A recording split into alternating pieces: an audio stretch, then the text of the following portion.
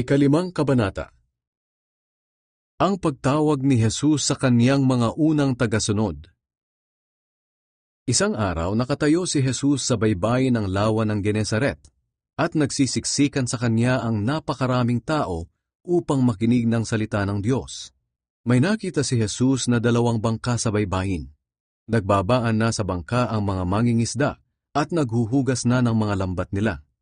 Sumakay siya sa isang bangka at nakiusap kay Simon na may-ari ng bangka na itulak iyon ng kaunti sa tubig.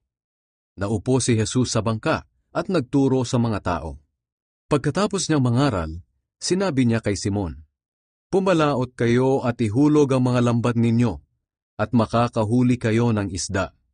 Sumagot si Simon, "Guro, magdamag po kaming ng isda, pero wala kaming nahuli. Pero dahil sinabi ninyo, ihuhulog ko ulit ang lambat." Kaya pumalaot sila at inihulog ang lambat. At napakaraming isda ang nahuli nila hanggang sa halos masira na ang kanilang lambat. Kaya kinawayan nila ang kanilang mga kasama na nasa isa pang bangka para magpatulong. Tinulungan sila ng mga ito at napuno nila ng isda ang 2 bangka, hanggang sa halos lumubog na sila. Nang makita iyon ni Simon Pedro, lumuhod siya sa paanan ni Jesus at sinabi, "Lumayo po kayo sa akin, Panginoon, dahil makasalanan ako." Ganito ang naging reaksyon niya, dahil labis siyang namangha, pati na ang mga kasamahan niya sa dami ng nahuli nila. Namangha rin sina Santiago at Juan na mga anak ni Zebedee, na mga kasosyo ni Simon. Sinabi ni Jesus kay Simon, "Huwag kang matakot. Mula ngayon hindi na isda ang huhulihin mo, kundi mga tao na upang madala sila sa Diyos." Nang maitabi na nila ang kanilang mga bangka, iniwan nila ang lahat at sumunod kay Jesus. Pinagaling ni Jesus ang isang lalaking may malubhang sakit sa balat. Isang araw, nang nasa isang bayan si Jesus, lumapit sa kanya ang isang lalaking may malubhang sakit sa balat. Lumuhod ito sa harap niya at nagmakaawa na pagalingin siya. "Panginoon, kung gusto niyo po, mapapagaling niyo ako upang maituring akong malinis." Hinawakan siya ni Jesus at sinabi, "Gusto ko, luminis ka." At gumaling agad ang kanyang sakit. Sinabihan siya ni Jesus, "Huwag mo itong sasabihin kahit kanino. Sa halip pumunta ka sa pari at magpasuri. Pagkatapos maghandog ka ayon sa iniutos ni Moises bilang patunay na malinis ka na." Pero lalo pang kumalat ang balita tungkol kay Jesus. Kaya dumating ang napakarami pang mga tao upang makinig sa mga aral niya at upang mapagaling sa kanilang mga sakit. Pero laging pumupunta si Jesus sa ilang at doon nananalangin. Pinagaling ni Jesus ang isang paralitiko. Isang araw, habang nangangaral si Jesus, may mga Pariseo at mga tagapagturo ng kautusan na nakaupo malapit sa kanya. Nanggaling ang mga ito sa iba't ibang bayan ng Galilea at Judea at maging sa Jerusalem.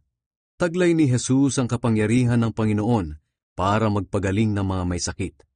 May mga taong dumating na buhat-buhat ang isang lalaking paralitiko na nasa higaan. Sinikap nilang ipasok ito sa bahay upang ilapit kay Jesus, pero hindi sila makapasok dahil sa dami ng tao. Kaya umakyat sila sa bubong at binutasan ito.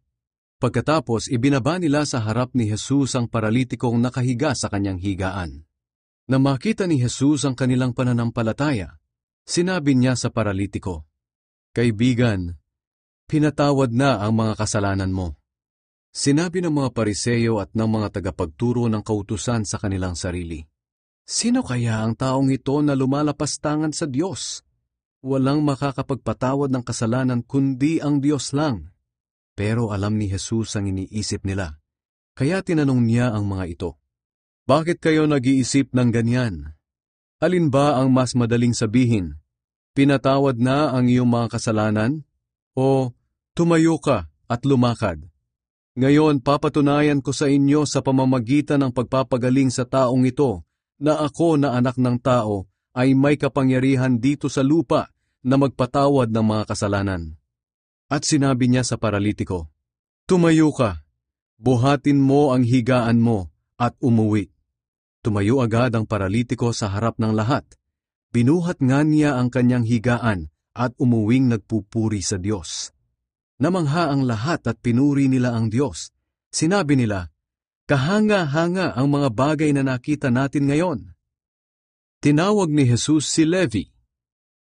Pagkatapos noon, umalis si Jesus at nakita niya ang maniningil ng buwis na ang pangalan ay Levi. Nakaupo siya sa lugar na pinagbabayaran ng buwis.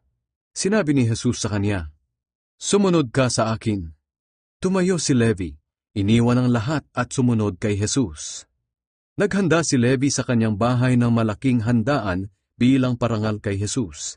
Maraming maniningil ng buwis at iba pang mga tao ang dumalo at nakisalo sa kanila. Nang makita ito ng mga Pariseo at ng mga kasama nilang mga tagapagturo ng kautusan, nagreklamo sila sa mga tagasunod ni Jesus. Sinabi nila, "Bakit kayo kumakain at umiinom na kasama ang mga maniningil ng buwis at iba pang mga makasalanan?" Sinagot sila ni Jesus, "Ang mga taong walang sakit ay hindi nangangailangan ng doktor, kundi ang mga may sakit. Hindi ako naparito upang tawagin ang mga taong matuwid sa sarili nilang paningin, kundi ang mga makasalanan upang magsisi sila sa kanilang mga kasalanan." Ang tanong tungkol sa pag-aayuno. May mga tao roon na nagtanong kay Jesus. Ang mga tagasunod ni Juan at ng mga Pariseo ay madalas mag-ayuno at manalangin. Bakit ang mga tagasunod mo ay panay lang ang kain at inom? Sumagot si Jesus, "Maaari bang hindi kumain ang mga panauhin sa kasalan habang kasama pa nila ang lalaking ikakasal? Siyempre hindi. Ngunit darating ang araw na kukunin sa kanila ang lalaking ikakasal, at saka sila mag-aayuno." Sinabi rin ni Jesus sa kanila ang mga talinghaga na ito. Hindi ginugupit ang bagong damit para ipangtagpi sa luma. Kapag ginawa ito, masisira ang bagong damit, at ang tagping bago ay hindi babagay sa lumang damit. Wala ring naglalagay ng bagong alak sa lumang sisidlang balat, dahil puputok ang sisidlan at matatapon ang alak. At ang sisidlan ay hindi na mapapakinabangan pa. Sa halip inilalagay ang bagong alak sa bagong sisidlang balat.